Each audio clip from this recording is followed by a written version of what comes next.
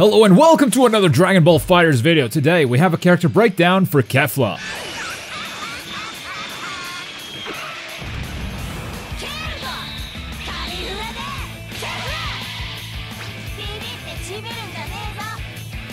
Kale and Kefla have fused into the ultimate mix-up warrior. Kefla's speed and stage control will certainly be hard to deal with in the right hands, so we're here to make sure the right hands are your hands. This video is brought to you by Crunchyroll. Crunchyroll is the place where you can watch unlimited amounts of anime, manga, and drama titles completely ad-free in 1080p HD quality and professionally subtitled as soon as 1 hour after the episodes air in Japan. It's really impressive how much they did with Kefla in Dragon Ball FighterZ, given how short her appearance in Dragon Ball Super was. Don't believe me? If you head over to crunchyroll.com/Globku, you can get a 14-day free trial and see for yourself. Kefla is in 3 episodes and she doesn't have a lot of moves, so I really commend Arc System's creativity here. After you sign up for Crunchyroll, you can watch it on any device, whether it's on your PC, your phone, your tablet, or console. So really, you can watch anime anywhere you want. Plus, you can feel good about watching anime this way because a portion of Crunchyroll's revenue actually goes back into the anime industry, supporting the creators of these shows that we all love, allowing them to make even more shows.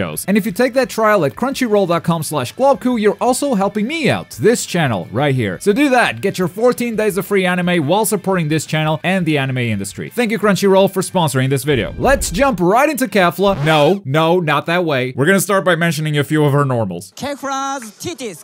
Her down light is a low attack, 7-frame startup, same as most other characters, allowing her to unleash that fast low that so many players are looking for. Her second light attack is a flurry of kicks, which you can cancel into any mediums, which, speaking of, her standing medium attack is also a flurry of attacks. You can also cancel it anytime you want, and I'm only mentioning this because I know some of you are thrown off by these types of attacks. There's something funny in our brains that messes up with our muscle memory, making these characters harder to pick up. On the other hand, these flurries can be very helpful for confirming combos whenever you hit a character at an awkward height. Her jumping medium attack is 2 hits, very similar to Bardock. This can be useful for getting a little bit extra damage in her combos, and also when mixing up your opponent. The medium attack will hit twice before she lands in some scenarios. She also has a forward heavy attack, which is this. It hits overhead, and you can combo from it with any other heavy attacks, key blasts, or special moves, giving Kefla an overhead very late in the block string, which will certainly help her mix-up. As far as key blasts go, Kefla has some very good grounded key blasts, which you can use to pressure your opponent from afar. Her jumping key blasts, however, come out at a pretty bad angle, and the way Kefla floats in the air makes this a very poor tool for neutral. But if mixed with the right abilities, it can still have its uses for mix-up. Moving on to Kefla's special moves, we're gonna start simple with her super Cannonball, with quarter-circle forward and an attack button. This is a projectile, and even though it looks like a simple key blast, it does have beam priority. The light attack version throws the Cannonball at ground level, the medium attack version throws it upwards, and the heavy attack version actually has a longer startup but throws 2 cannonballs at ground level, and is plus on block if you can pull it off, though be careful because the startup is pretty long. They don't track the opponent, you have to pick the direction with the attack button you desire, and it's pretty tough to get a clean conversion off of this unless you use a vanish. So overall, it's mostly just a zoning tool for Kefla. Next up, we have Ain't Nobody That Can Stop Me with quarter circle back and an attack button. This move can only be done on the ground as well. Kefla dashes at the opponent and punches them near the ground. This move is actually a low attack. You must block it while crouching, giving Kefla a low towards the end of her block string. The light attack version is the fastest one, but has pretty short range. Also, you don't get much from hitting your opponent with this one. You're gonna need either a vanish or an assist to extend from here. The medium attack version is slower, but has half screen range, and if you land it near the corner, the opponent does bounce off the wall, making this an excellent tool for corner combos. And the heavy attack version is slightly faster than the medium, has a bit more range, and allows you to combo from anywhere on screen without the need for assists or vanishes. Next up, Gigantic Breaker with quarter circle forward and the special button. This one can be done both in the air or on the ground with pretty much the same properties. First, Kefla charges up a circle of key blasts in her hand. Then, she either punches you with it or throws it as a projectile. Both of these versions are completely invulnerable to projectiles. That means key blasts, beams, you name it. Supers? No, not supers. Don't be crazy. This move makes her the perfect counter to zoners, and on top of that, the move itself has pretty good damage and carries you a good distance, making corner carries easy with Kefla. Plus, the lariat version actually puts the opponent in a sliding knockdown, and it's really not hard to combo into it, making it a great combo finisher too, and also a great option to get a sliding knockdown post-vanish. On block, this move does have a gap between the charge up and the lariat, but if the opponent reflects it, Kefla will automatically throw the key blast, forcing the opponent to block again. And then for the projectile version, all you need to do is hold down the special button, making the charge longer, and then the projectile will come off. But mostly this will probably be used as a counter to other projectiles. But who knows, maybe that charge has other uses for optimal combos and such, time will tell. Finally, closing her special moves, we have time to test this power out with quarter circle back and the special button. Once again, this move can be done in the air or on the ground, and it is an incredibly fast dash that sends Kefla to the opponent's back if done on the ground. In the air, Kefla comes down diagonally at a fixed angle, so she might not always be able to cross up, but that makes this ability awesome for getting out of the corner. It's so fast that you can react to a level 1 super and just travel to the opponent's back to punish them. Kefla is quite vulnerable after the dash, so it's usually a good idea to call an assist with this, but this move will always cross over to the opponent's back even if they are in the corner. This special actually moves your opponent out of the corner, so your back is never safe when playing against Kefla. As far as assists go, welcome to Season 3, where every character has 3 assists, and this is what Kefla's got. Assist A is the grounded projectile. It has beam priority, but on block, it's not as strong as a beam with only 25 frames of block stun. That said, it's pretty fast, it's her best option for neutral, and it's not too hard to extend combos with it. Assist B is the light attack kick flurry, and might just be her best assist, or at least the one which will fit the most teams. It gives you very easy extensions, you can even Dragon Rush on the ground at the end of corner combos, and on block, it keeps the opponent stuck for 44 frames, making this one of the best assists in the game for block strings and mix-up. Though it does also have its downsides. First of all, the reach, it really doesn't travel that far, and the activation is also pretty slow, making it a pretty bad tool for neutral. And finally, assist C is the gigantic breaker, and if it hits, Kefla follows up just like all other C assists. Gigantic breaker still has that gap, so the opponent can reflect the assist midway, making this, as far as C assists go, not that great. C assists are still very new to the game, so opinions on them still vary wildly at the moment, since most of them seem really good, but they have a much longer cooldown. So if you like Kefla's C assist better than the others, make sure it's worth the price. Moving on to her supers, Kefla's got 3 level 1 supers and a single level 3 that can only be done on the ground. First up, Ultra Cannonball with quarter circle forward and the right bumper. This is your go-to super. It deals the most damage both in the air and on the ground, so when in doubt, you can safely go for this one. It does have a problem though, which is when done in the air, not every character can follow it up. I mean, if you have base Goku, you can use this to set up for spirit bombs, but most characters like to go for follow-up supers in the ground. Luckily, Kefla can also send the opponents back down to the ground with our next super, the Gigantic Chaser. Quarter circle forwards and the right trigger makes Kefla teleport directly above the opponent's head and bring them back down to the ground with a bunch of ki blasts. This super only works while Kefla is in the air. It does slightly less damage than our previous super, but it does bring the opponent back down to the ground, which is necessary for some combos. So, if you want to play it safe with Kefla, on the ground, finish with a Cannonball, in the air, finish with a Chaser. That's how most teams will work. It's also the super that Kefla does when coming out of the bench. But we're not done with level 1 supers. Next up, we have the Gigantic Ray with quarter circle forward and the right trigger while on the ground. This is a very slow activation super, but if it hits, you can follow it up with a combo, and if the opponent blocks, you have one heck of a mix-up coming off of it. So yeah, it's mostly like Piccolo's Hellzone Grenade. If you do any supers after landing this one, they aren't ridiculously scaled, you can still get good damage after it, and the mix-up you get from it is absolutely ridiculous. Not only do you have a lot of time to mix up your opponent, it's completely invisible. I have no idea what Kefla's doing behind that explosion. Honestly, it's kinda cheap. And finally, we have our level 3, the Gigantic Burst with quarter circle back and the right bumper or trigger. It's a full screen activation. Kefla lets out these beams of energy, and if they connect, this whole cinematic plays out. The O key is pretty standard. From full screen, the enemy lands pretty far, so you can run up and start your pressure, or, since you're Kefla, use that fast movement of yours to go for something trickier. As far as our combos go, this is what happens when you mash the light attack button.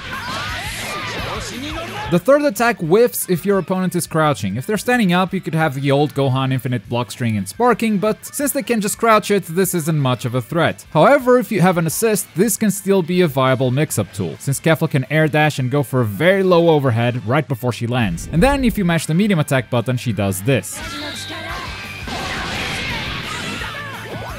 And now that we know her moves, here are some tips on how to use Kefla. Kefla will feel very familiar if you decide to pick her up. Her combo routes are fairly standard. Once you get used to her multiple hitting normals, combos won't be an issue at all. If anything, Kefla has a couple of extra options depending on what you want to do once the combo is done. Normally, finishing a combo with Gigantic Breaker is the way to go. It deals more damage, puts the opponent in a sliding knockdown. It's a pretty good option for finishing combos. However, it's not always possible to do it. For instance, if you extend combos with an assist, the hit stun will be high and the combo will drop. And in these situations, it's better to just finish it with a regular heavy attack. Besides, finishing a combo with a heavy attack allows you to do a couple of extra things. You can extend with assists on the ground like most characters, or go for some OP setups with a fast dash, which makes Kefla descend faster, giving her time to set something up, or make her side switch in case your other characters have side switching supers, allowing you to keep the corner. All of this applies to Vanish as well. Gigantic Breaker gives you a sliding knockdown, but if you've landed too many hits before it, it will make your combo drop. Also, Kefla can set herself up for double supers. Usually, you'd need an assist to set up the Hellzone grenade and then follow up with another super, but there are situations where Kefla can do it on her own. She can usually do it after a cinematic down heavy, for instance, but more useful than that is probably the Gigantic Breaker on the ground. If you get the cinematic hit, you can throw the Hellzone grenade and it will connect with your opponent, which means you can do this even after a Vanish. Simply dash up, Gigantic Breaker, and there you go. You got multiple supers. Oh, and here's another neat trick for combos. Did you know Kefla can jump cancel her jumping down heavy even when the hit is cinematic? That's right, you can catch your opponent on a random super dash, and then you can just do the normal combo and get a sliding knockdown that way. This seems to be somewhat character specific. I can land it on big characters, on small characters, but for some reason I can't do it on Ginyu. Not saying it's impossible, but it just might be trickier to land on some of the cast, but it seems to work against most of them. After your combo is done, it's time to start your pressure. Anytime you get a sliding knockdown, if you want an easy way to cover all of your opponent's wake-up options, except for maybe a raw level 3, you can simply do her Hellzone grenade. Big explosion, big mix-up, very hard to see what's going on. After a level 3, Kefla's pressure on her own isn't the best. She has to dash up from full screen, so it can be hard to get tricky, but if you have assists, your fast dash can make opponents wonder which side they have to block from. And speaking of, whenever you have 3 bars with Kefla, it can be very easy to punish any sort of buttons from your opponent. Her level 3 is a full screen activation. If your opponent is doing anything at all, a raw level 3 will catch them. This can be very useful for finishing off opponents. Mix-up wise, Kefla needs assists. Her dash is incredible, it's fast, but it's very dangerous to use without assists. It leaves her vulnerable after the dash. So while it's a good tool, it's dangerous to use it alone. All of her other options give her pretty safe block strings, but nothing that we haven't seen before. She's got a late overhead in her block string with a forward heavy, and a late low with quarter circle back and an attack button. But since the overhead is a bit slow, people will be able to react to it once they get used to how it looks. With assists, however, she'll cross you up faster than any other character in the roster. Plus, you can set up the Hellzone grenade in a true block string with most assists. The opponent can guard cancel out of this on reaction, but the guard cancel isn't always an option, and this mix-up is impossible to block on reaction. You just have to guess what's going on behind that explosion. While in neutral, Kefla isn't without her tools, but once again, if you have assists, you can simply use her dash to basically win the neutral. If you have the meter, raw level 3 works wonders against anything your opponent has, and other than that, she's got the key blast on the ground, and she's got a big projectile with beam priority, very good for keeping your opponents in check.